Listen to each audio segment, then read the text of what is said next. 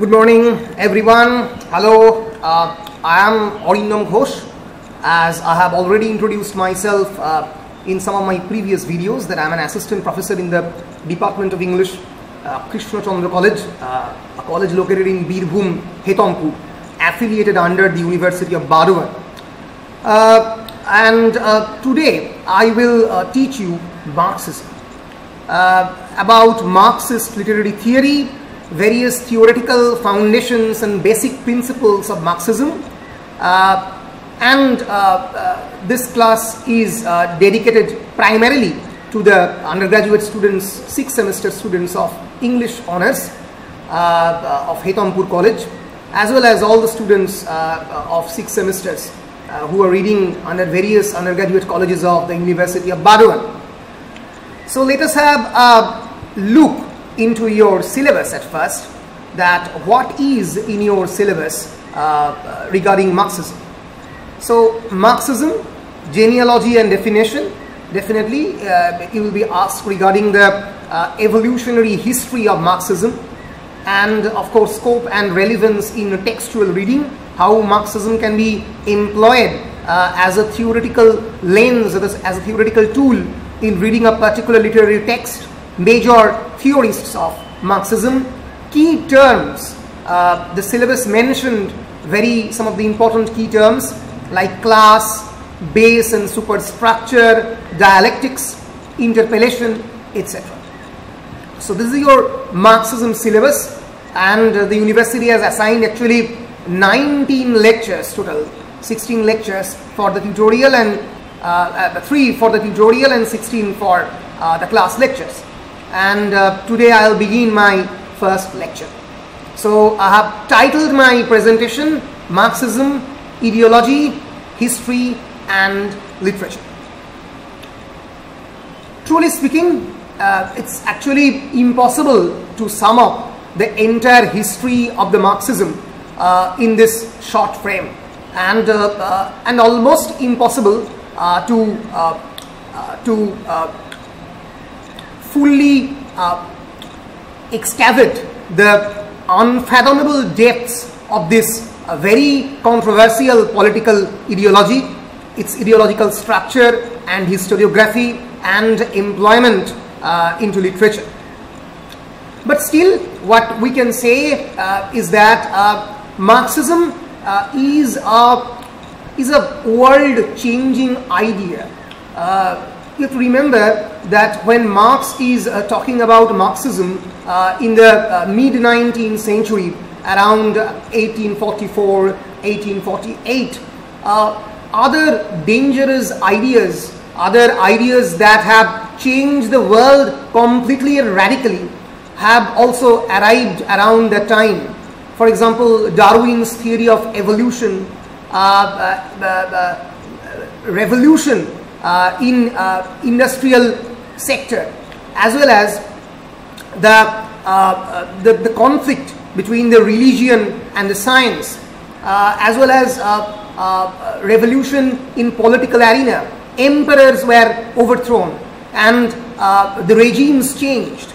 All these very important incidents actually occurred at the same time when Marx was writing his important books, and which actually again changed the world and radically changed the entire history of the world. So you have to remember that you are going to read a particular, not only going to read a particular literary theory, you are reading almost a piece of history. You are reading an ideology which changed the world after the mid-19th century.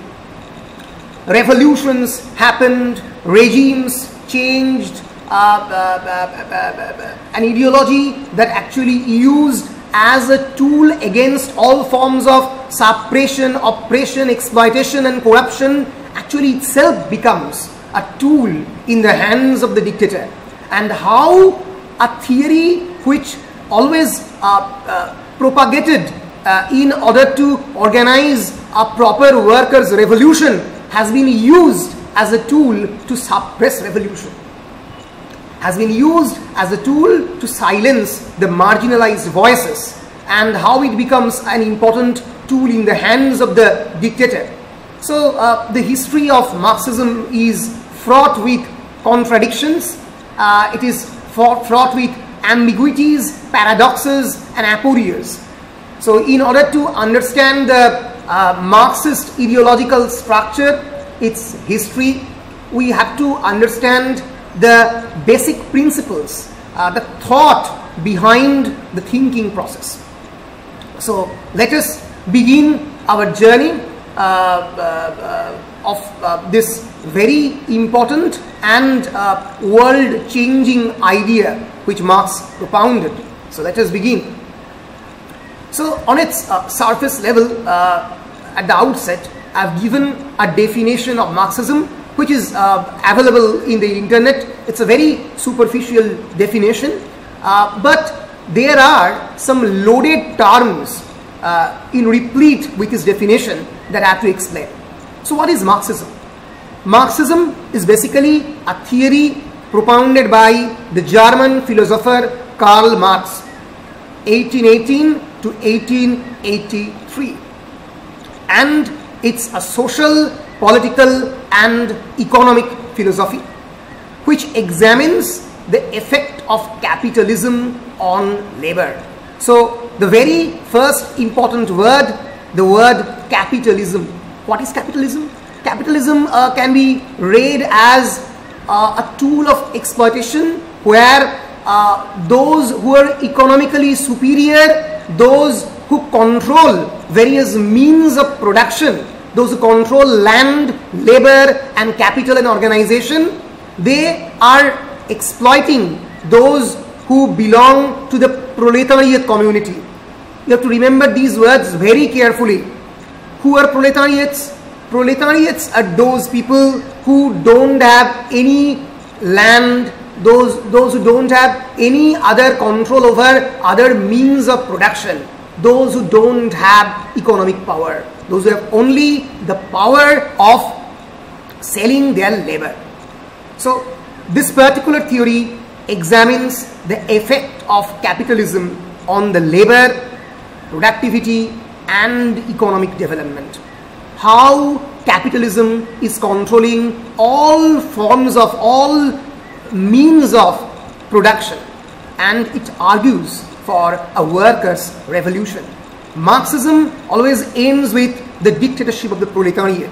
When the proletariat, those who don't have any form of economic power, those who are outside of the economic discourse, they are organizing an organized revolution, a resistance, a protest against these capitalist class, so that the capitalism will ultimately overthrow itself and they will establish communism.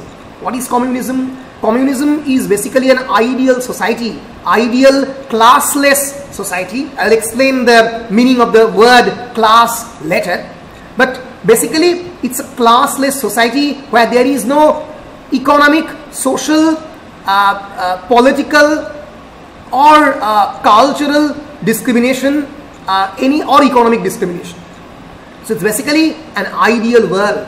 So Marxism actually aims with the establishment or ends with the dream of the establishment of an ideal communist society and overthrow of the capitalist class. It's basically at its core an economic philosophy.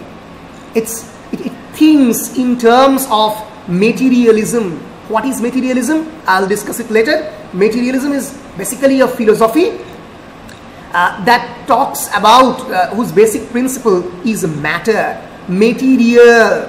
For example, I'm sitting in a particular chair, or I am talking to you through this webcam of the laptop. So all these things are materials. My consciousness, my mind, my brain, these things are, according to the Marxist, is important, but these matters are perhaps much more important tool.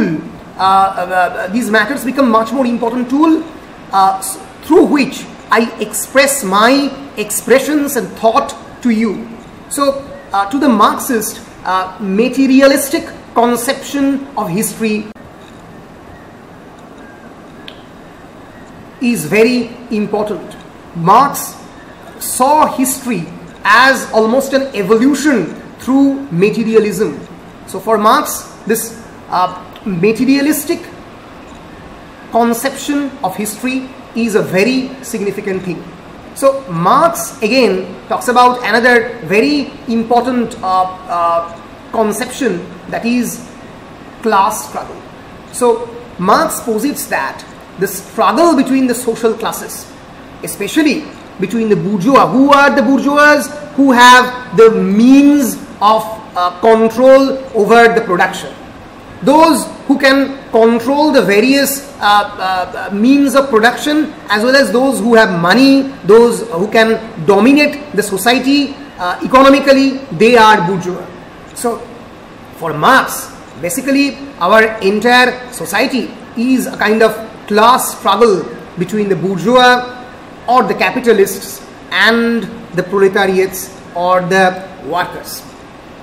So it defines the economic relations in a capitalist economy and will inevitably lead to the revolutionary communism, which is the ultimate dream and aim of Marxism.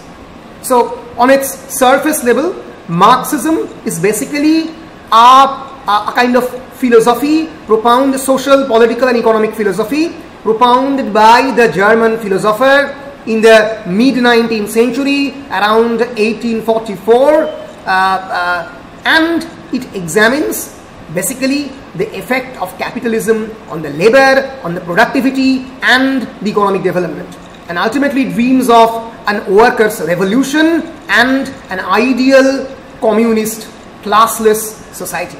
So Marxism always posits that this struggle between the social classes, specifically between the bourgeois and the capitalists and the proletariat and the workers, it defines the economic relations in a capitalist economy. So that's the surface level definition of Marxism. Let us excavate a bit and let us deep delve inside the basic core theories of Marxism. But before that, let us introduce with the person of Marx himself, the personality of Marx. Karl Heinrich Marx, he was a German philosopher, economist and historian, sociologist as well as political theorist, and of course he can be called a socialist revolutionary. His philosophy changed the entire structure of the world history in the 20th century. Born in Trier, Germany, he studied law and philosophy at the University of Bonn and later, of course, in the University of Berlin and University of Jena. He in fact completed his doctoral dissertation on the atomism of Democritus and Epicurus' view of the nature from the University of Jena. And he married Jenny von Westphalen in 1843. Due to his political publications, Marx became a stateless person and lived in exile almost throughout his whole lifetime. He was a German citizen and ethnically his grandfather was actually Jew, though Marx's father have converted himself into Christianity. But this baggage of being a Jew ethnically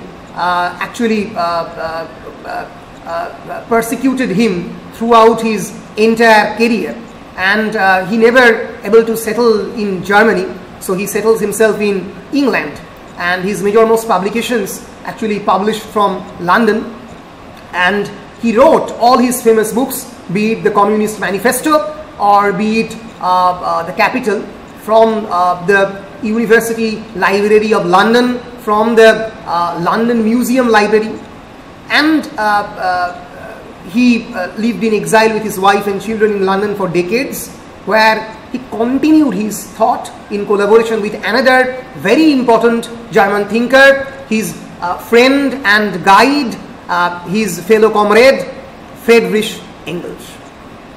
And they started their researching and in the reading room of the British Museum.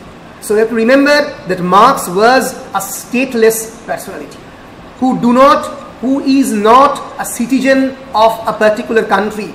Rather, later we can say that he becomes a citizen of the entire world, because around 1980s and 1970s, almost 1/3 of the world's population, 1/3 of the world's countries have been converted to Marxism. Can you believe?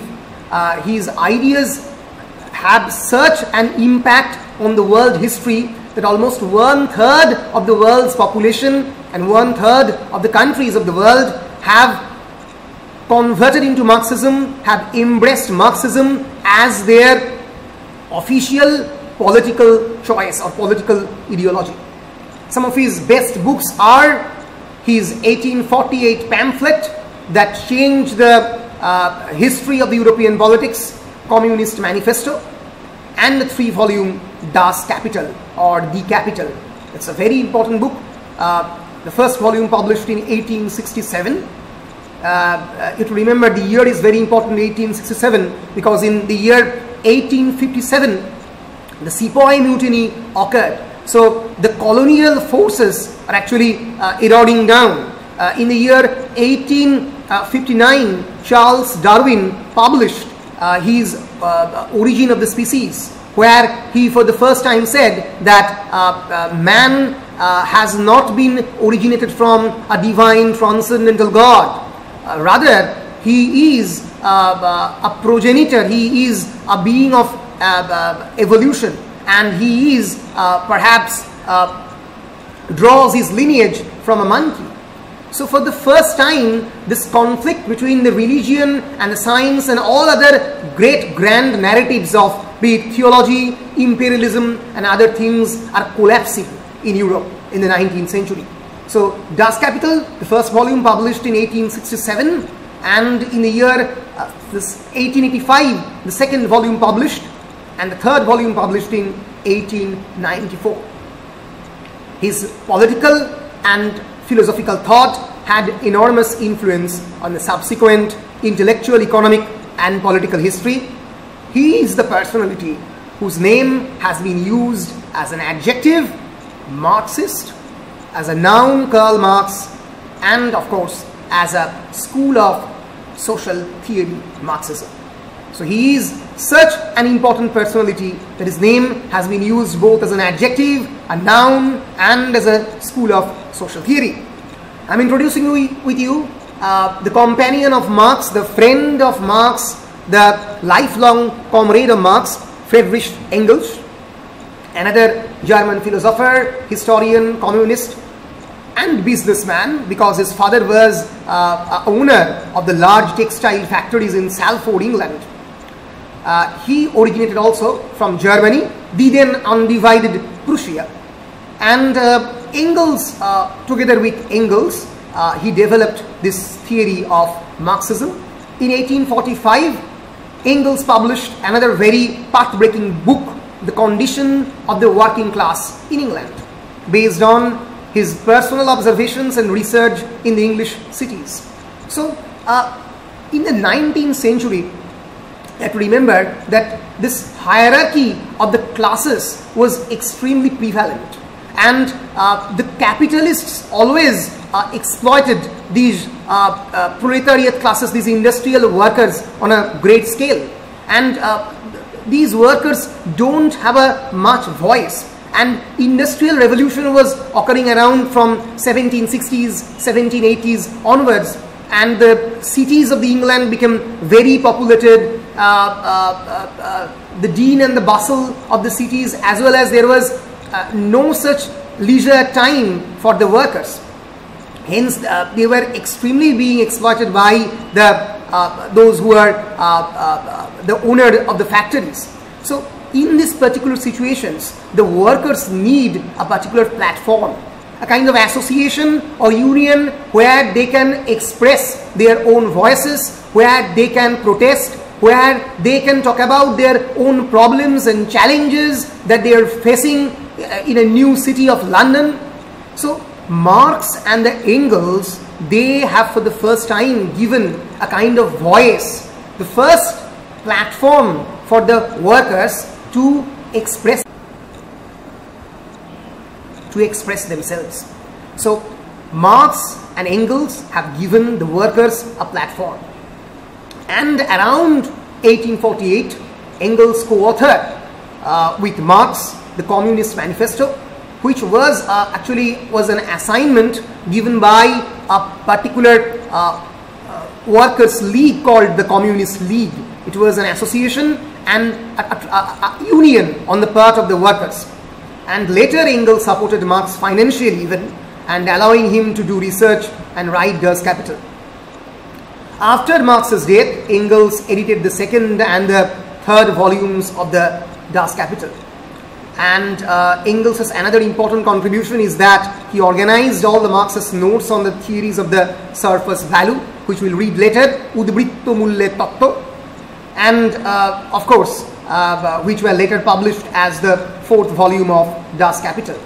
And apart from working with Marx, he also published another very important historical book, The Origin of the Family, Private Property and the State, a very sociologically important book, because for the first time in this particular book he talked about the origins of patriarchy, how patriarchy originated from at the inception of the agricultural revolution, and this is actually basis of Marx's ethnographic research. But remember that Marx's theory was basically an economic theory based on the materialist conception of history, and hence we have to understand the evolutionary nature of history itself, which can be fathomed from this particular book, The Origin of the Family, Private Property and the State, written by Friedrich Engels, a very sociologically important book published in 1884. Engels died in 1895. I've already mentioned that The Condition of the Working Class in England is Engels' first book, and here he argues that the Industrial Revolution made workers' conditions very worse, and in large industrial cities like London, the mortality from disease, death rates becomes very high. Cities like Manchester and Liverpool, mortality from smallpox, measles, scarlet fever and whooping cough was 4 times as high as in the surrounding countryside. So the conditions and the predicament of the workers are very petty, as well as it's very unfortunate that the government is not taking any measure to uplift the conditions of these workers. So the conditions of this economically unprivileged sections has been portrayed in a very transparent and almost in a revolutionary zeal in the works of Friedrich Engels and Karl Marx. These are some of the very important books: The German Ideology, Das Kapital, Economic and Philosophic Manuscripts of Karl Marx, and of course the Communist Manifesto. So here are some of the important books which I will discuss later on, the contents and importance of these books. So let us at first begin with the work Communist Manifesto. On February 1848, Marx and Engels published this particular book. As I have already said, that this particular book was drafted as part of a program of an international communist league, a political party which actually in existence in England, in fact before the existence of the Marx. Communism, the idea of communism, the idea of a society where everybody is equal is actually very old, because Thomas More's Utopia, published in 1511, which actually talks about an ideal society. So this form of the idea of an equal society is always there, and Marx and Engels just brought it forth, just bring this idea in the forefront through their writings. So Communist Manifesto actually published around 1848 through the request of the Communist League, which had its roots in the 19th century tradition of the workers' mutual improvement societies, and it became one of the most important political documents of all time. So what is there in the Communist Manifesto? It basically talks about some very important points. First, the abolition of the property in land and application of all rents and land to the public purpose. A heavy, progressive and graduated income tax, abolition of all rights of inheritance, confiscation of the property of all immigrants and rebels, centralization of the credit in the banks, extension of the factories and instruments of the production owned by the state. So for the first time, Marxist economic theory talks about the responsibility on the part of the state. That state should take responsibility in order to improve the workers' condition. And it also ultimately the aim of the communism is the basic foundation of communism is of course socialism. That is, the state will own all the means of production and not any individual man, individual personality. So abolition of all forms of private property, all forms of rights of the inheritance is the basic core of the Communist Manifesto. But remember, যদি একজন জমিদারের নিজস্ব সম্পত্তি সরকার ছিনিয়ে নেয়, যদি একজন বড়লোক মানুষের তার ইনহেরিটেন্স করার ক্ষমতা চলে যায়, সে যদি তার বাবার তৈরি সম্পত্তি সে নিজে না পায়, স্টেটই যদি সেটা দখল নিয়ে নেয়, কারণ স্টেট থেকেই রাষ্ট্রের সাহায্যের মাধ্যমেই সে সেই প্রপার্টি তৈরি করেছে, তাহলে মাথায় রাখতে হবে মার্কস বললেন প্রথমবার এই ইনইকুয়ালিটি ইন দ্য সোসাইটি, এই complete radical discrimination on the part of the capitalists to the প্রোলেটারিয়েটের বাংলা হচ্ছে সর্বহারা, তাদের কিছু নেই, তাদের থেকে এই যে দখল নিয়ে নেওয়া সম্পত্তি জমির, তার সঙ্গে সঙ্গে অর্থনৈতিক যে মালিকানা সেটা যদি দখল নিয়ে নেওয়া যায়, তাহলেই একমাত্র ইকুয়ালিটি এস্টাবলিশ করা possible. So Marxism talks about equality, Marxism talks about abolition of all forms of the right to the property, Marxism talks about the responsibility regarding the afflicting the conditions of the proletariat and the working class people, তাদের জীবন শৈলী, জীবনের মান উন্নত করার দায়িত্ব যে রাষ্ট্রের, সেই কথা প্রথম কমিউনিস্ট ম্যানিফেস্টোতে মার্কস এবং এঙ্গেলস বললেন long before the Sepoy Mutiny, long before the First World War, around 1844. And it also talks about a combination of the agriculture and manufacturing industries, a form of combining both the agricultural and the manufacturing industry, and gradual abolition of all forms of distinction between the town and the country and the city. So they actually talked about the abolition of all forms of facilities which is available to the city, and it said for the first time that free education for all children in the public schools. Education become a fundamental right in India according to the Indian Constitution. So Marx said in 1844, long back, that free education of all children in public school is the basic right of the children. So talking about Marxism, we have to talk about the origin of Marxism, from which point actually the theory of the Marxism originated. We have to locate Marx in modernism. Modernism is a movement that actually emerged around 1850s, 1830s, and takes its gigantic form near about the First World War, around 1900, 1910. So in actually tracing the evolutionary history of the Marxism, we must say that the three important further figures of modernism are obviously Karl Marx, the second is Friedrich Nietzsche, and of course the third is Sigmund Freud. One personality changed completely our conception of history, our idea of the economics. One personality completely changed and radicalized our political ideology, that is Karl Marx. Another person changed how we perceive our mind, our psychological framework. And another person, Friedrich Nietzsche, actually changed our lens.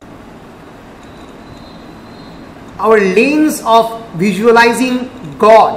And Nietzsche declared that the God is dead because we cannot perceive the existence of God in our daily activities. We cannot fathom the existence of this transcendental signifier known as God in our daily life. Suffering, brutality, exploitation are recurrent phenomena in this uncertain time. So as uncertainty and contingency of the modernist discourse emerged, these three thinkers actually changed the entire paradigm of philosophy. And Marx and Engels were basically part of a larger movement of the 19th century known as modernism. So we have to read Marx and contextualize Marx through the historical development of modernism. I have already mentioned that a very important book published in 1859, and that is The Origin of Species, which for the first time said that man has been the Homo sapiens has born from monkey. It's the story of a gradual evolution. For the first time, Sigmund Freud talked about unconscious, our primordial instincts through which we commit various criminal activities, the so-called criminal activities in the eyes of the society, like rape, molestation, murder. So for the first time, Freud talks about not the conscious experiences, but our primordial instincts, our unconscious state. And Einstein is talking about the theory of the relativity. He is subverting the traditional notion of the physics, which talks about the linear experiences, the logical progression of mathematics. For the first time, Einstein says that no, modern physics is essentially anti-intuitive in nature. It is not a logical progression. তার মধ্যে essentially আপেক্ষিকতাবাদ থাকবে, যে কোনো জিনিসই essentially relative.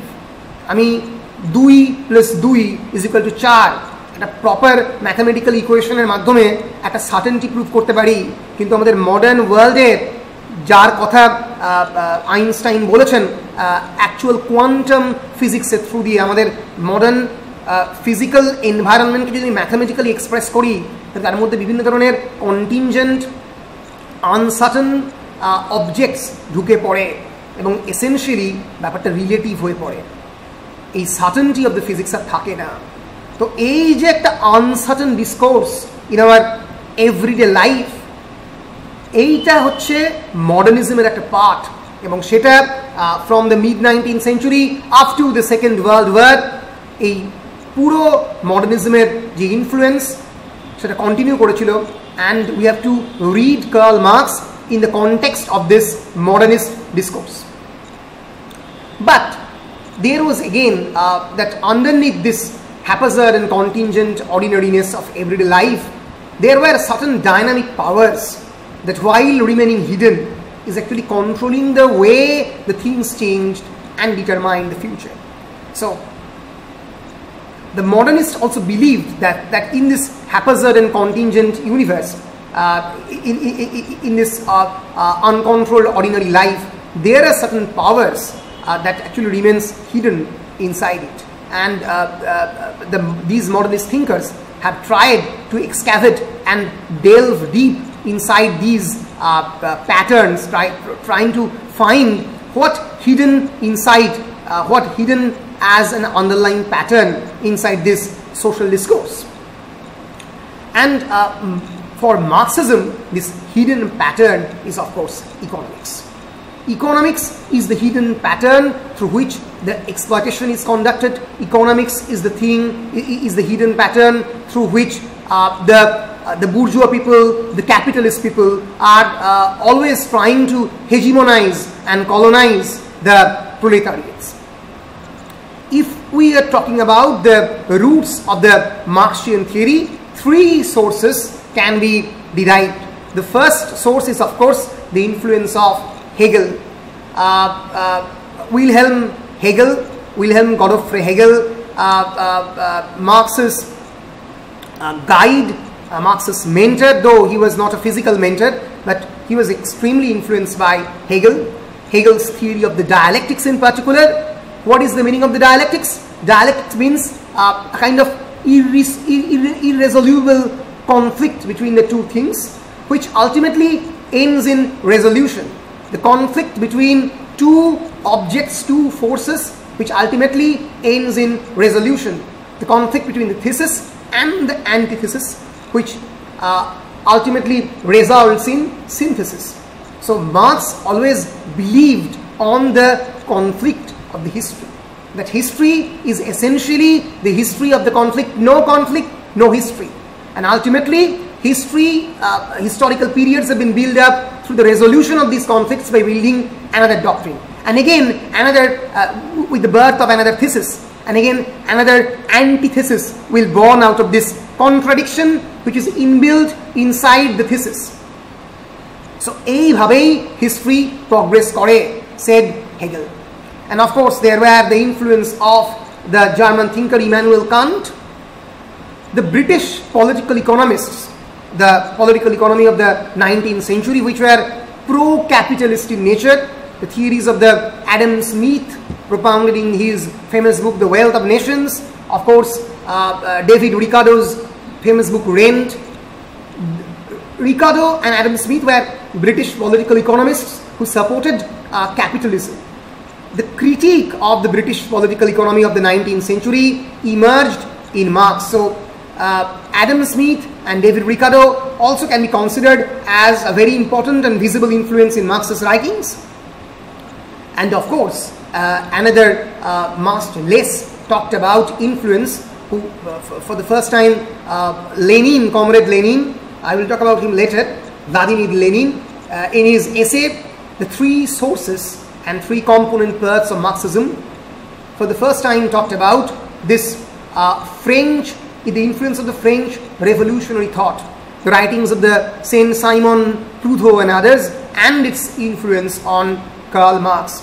So, in this particular article, The Three Sources and Three Component Parts of Marxism, the Russian revolutionary Vladimir Lenin talked about these three influences. And the article was actually dedicated to the 30th anniversary of the Marxist death. So, these three sources can be called as the three intellectual roots, the origin points of the Marxian theory. Now, I'll talk about the fundamental principles of Marxism and how we can differentiate Marxism from other forms of literary theories. How can we differentiate? So, for example, let us begin the answer by putting forth another question. What would Marxist critics say about, for example, post-structuralist criticism? You have read post-structuralist criticism.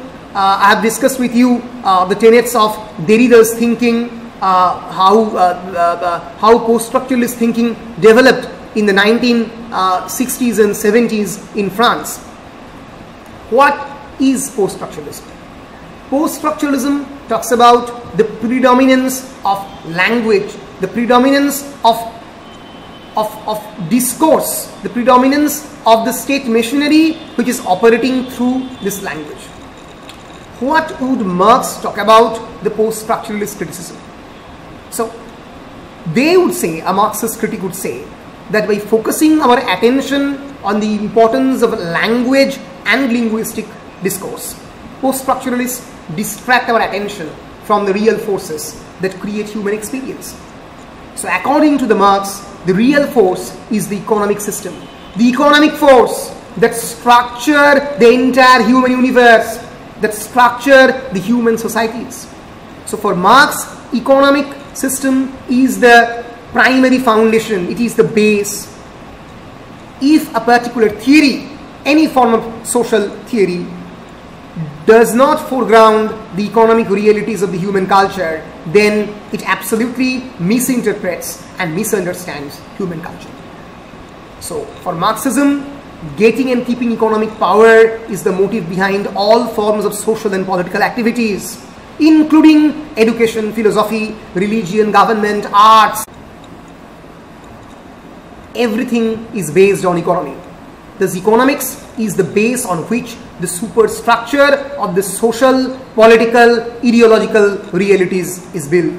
So this is the basic conception of the base and the superstructure model, which is in your syllabus, has been cited as an important topic in your syllabus. So according to Marx, economics is the base on which the superstructure of social, political and the ideological realities, be it arts, be it literature, be it painting, all these are superstructure. তাহলে মার্কসের মতে economics হচ্ছে base, একটা foundation, বাড়ির ভিত, তার উপরে literature, arts এগুলো তৈরি হয়েছে। So for marks, literature is not that important. For Marx, actually for the classical Marxist thinking, literature, all the cultural practices, these things are secondary. The primary focus is the economics. যেটা পরবর্তীকালে অনেকটাই পরিবর্তন হবে when I will talk about the Western Marxism. So at this point of time, I am talking about the basic classical notions of Marx, which is known as classical Marxism, the birth of the Marxism, which contains the basic foundations of Marxism. The foundation of Marxism actually begins with the economic thinking. According to Karl Marx, economics is the base on which the superstructure of the social, political and ideological realities is built. And economic power is therefore always includes social and political power as well, which is why many Marxists today refer to the socio-economic class rather than the economic class when talking about the class structure. So let us now move into the base and the superstructure model on a great detail. So we can see here a particular picture denoting the base. What is base? Base contains the relations of production. What is the relations of production? The means of productions are those through which a particular production is being created, produced.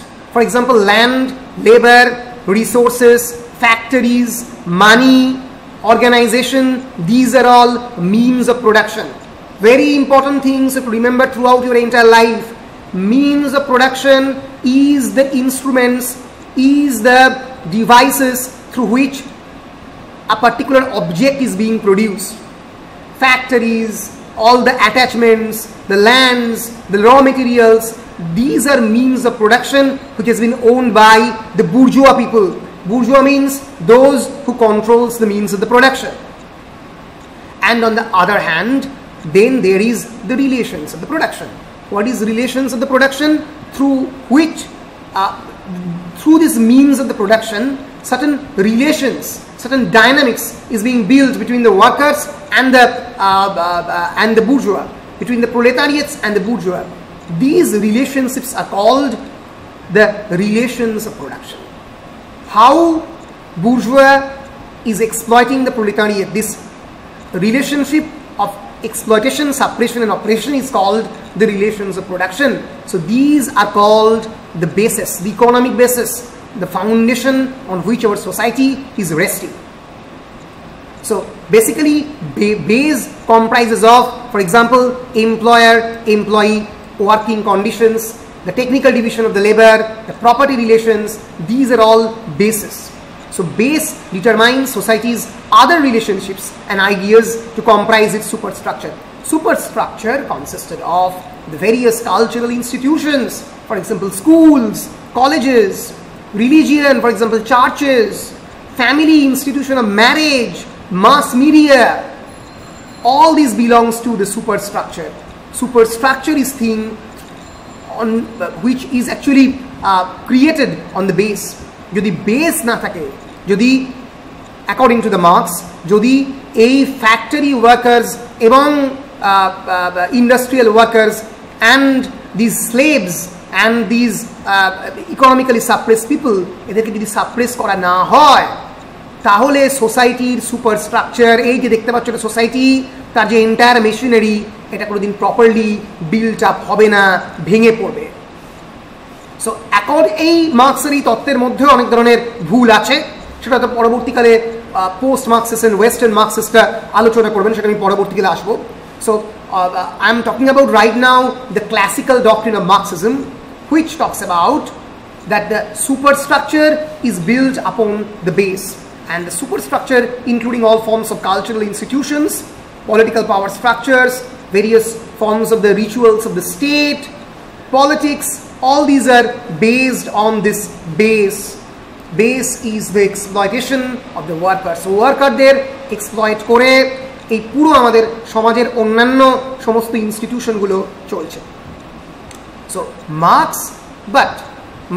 and Engels also warned us against economic determinism. What is economic determinism? That the base is everything. এই কনক্লুশনে যেন আমরা না গিয়ে পৌঁছই that the base is everything and the superstructure is not influencing the base. Some of the critics of Marx says this, that according to Marx, base is a monolithic structure. It's a one-dimensional structure. It do not influence the superstructure. But actually, Marx himself says that the political power structures, various other institutions like family and marriage, they also influence the base to some extent. So Marx and Engels actually warned us that the relationship between the base and the superstructure is actually transactional in nature. It's not essentially monolithic or one-dimensional. So they warned us against the economic determinism factors. So remember these things are very important. এই ছোট ছোট জিনিসগুলো কিন্তু তোমাদের মাথায় রাখলে basic কনসেপশনটা clear হবে। আমি আগেই অলরেডি বলে দিয়েছি। So what are the means of production? Means of production is basically the basic foundations through which a product is being produced. A product is generally a form which has been given by these means of production. And what are they? For example, land, labor, capital, organization, natural resources, technology, money. These are the means of production, and these has been controlled by the bourgeois people. While the relations of production, what is relations of production? Relations of production is the social and technical relationships, the dynamics that people enter into as they acquire the use and the means of the production. So basically, relations of production is the relationship between the bourgeois and the proletariat, is the relationship between a feudal lord and a slave. So relations of production is a secondary material deriving from the primary basis of the means of production. Bourgeois এগুলো control করে বলে essentially proletariatদের control করতে পারে. So B is controlling P through these means of production based on which they are building the relations of production. Clear? So now we are talking about that the modes of production. So these relations of productions actually produce a class structure. The class structure which actually devised the difference between the bourgeois and the proletariat. And the modes of production has basically two elements. The first is the forces of production, be it knowledge, technology, skill, labor, etc. And then there is relations of production, as I have already discussed: bourgeois, proletariat, owner, non-owner, etc. So to understand the relations of production, we must first understand the means of production. So these are various means of production: land, labor, and capital organization. These have been organized through various forces of production. What are the forces of production? Knowledge, technology, and skill. Labor, knowledge and technology, skill, and labor has been the property of course, the proletariats. So these are the forces of production exploited by those who are owning the modes of production or the means of production, and through which they are building the relations of production. They are building a kind of class structure. So এইটা হচ্ছে মার্কসিজমের basic theory. Basic theory হচ্ছে forces of means of production own করছে those who are capitalist classes. For example, land, labor, and capital and organization are being actually owned by the capitalist superior people. They are superior because they are on the social, on the they are resting. they are resting themselves higher in the social ladder, and hence they are controlling these various means of production. These means of production actually giving birth to the relations of production, the class structures, the differentiation and the discrimination between bourgeois and the proletariat, owner and the non-owner, etc. So, actually Marx identified in developing the Alex de Tocqueville's observation the role of the civil society as the economic base and political society as the political superstructure. And in his preface to a contribution to the critique of the political economy, which published in 1859, he for the first time talked about this kind of essential differentiation between base and the superstructure. So which book? A Contribution to the Critique of the Political Economy, published in 1859. In this particular book, Marx talked about the basic difference between the base and the superstructure. So here there is a visual representation of the base and the superstructure. So means of production, economic relations, bourgeois, commodities, these all belong to actually base. While on the other hand, religion, culture, education, politics, media, they are actually superstructure. Historically, the superstructure varies and develops unevenly in society's different activities. For example, art, politics and economics. The base and the superstructure relationship is essentially reciprocal. And Engels says that the base determines the superstructure only in the last instance, not from the very first instance. So Marx and the Engels both they discarded any form of economic determinism. They also recognizes the forces of the society of through the culture, education, religion, politics, media, etc. So many post-Marxists actually accused Marx of propounding a theory which talks about economics, and economics. But Marx himself said that the cultural part of the society has also contributed significantly to this economic part.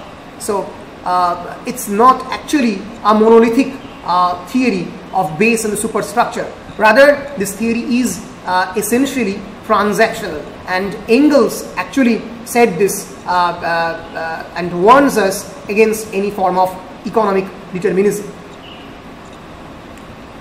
So now moving into the Marxian conception of historical materialism. What is historical materialism and what is historical materialism's importance in our society? I will discuss the importance of historical materialism in the next class. In this particular class, we are introduced with the basic conceptions of Marxism. What is Marxism? Marxism basically is an ideological and social philosophy that for the first time talks about the emancipation of the working class people, and it ends with the revolution of the workers. It talks about the base and the superstructure. Economics is the base. The base contains the forces of production, the means of production and the relations of production, while superstructure contains the cultural, social and the political part of the society. It is the relationship between the base and the superstructure is essentially transactional in nature. একে অপরকে দুভাবেই প্রভাবিত করে, এরকম নয় যে শুধুমাত্র বেসই সুপারস্ট্রাকচারকে influence করে। তো এই জিনিসগুলো আমরা basic Marxism, classical Marxist thinking এর বেসিক প্রিন্সিপাল হিসেবে দেখতে পারি। In the next class, we will move into the very important conception of historical materialism. Thank you.